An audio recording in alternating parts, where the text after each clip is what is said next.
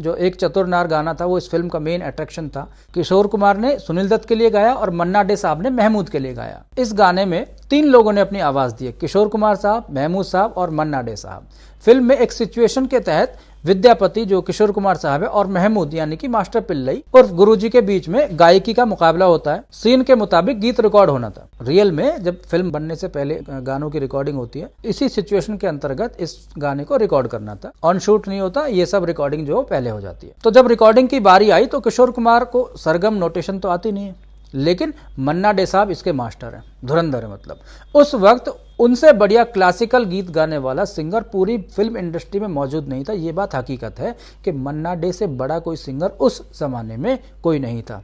ये बात जब मन्ना डे और किशोर कुमार साहब से कही गई कि आपको गीतों के बीच बीच में कुछ ऐसे शब्द भी उसी अंदाज में कहने होंगे जैसे कि ये गाना हो, तो किशोर कुमार साहब तो इसके लिए तैयार हो गए, मगर मन्ना डे साहब ने ऐसा करने से बिल्कुल मना कर दिया था। उन्होंने कहा मैं ऐसा हरगिज नहीं करूंगा, मैं संगीत की पूजा करता हूं और संगीत के साथ मैं मजाक नहीं कर सकता। ये शब्द मन्ना डे साहब ने उस वक्त कहे।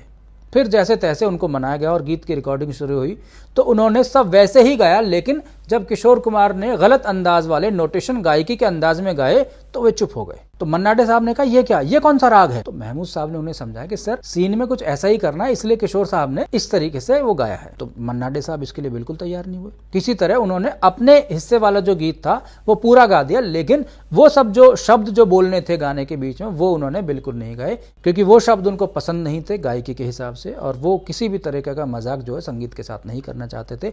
इसलिए मन्ना डे साहब, द ग्रेट मन्ना डे साहब ने वो सारे शब्द जो है वो नहीं गाए। इस गीत में जो भी बोल महमूद ने गाए हैं वो सारे बोल एक्चुअल में मन्ना डे साहब को ही रिकॉर्ड करने थे, जिसके लिए उन्होंने मना कर दिया। और बाद में वो सारे जो बोल हैं वो महमूद साहब ने अपनी आवाज़ में डब किए। इस तरीके से ये गीत जो सदाबहार बना, जो सुपरहिट हुआ, पूरा हुआ, कंप्लीट हुआ, रिकॉर्डिंग इसकी कंप्लीट हुई, लेकिन मन्ना डे साहब ने उन शब्दों को नहीं गाया था इस फिल्म में।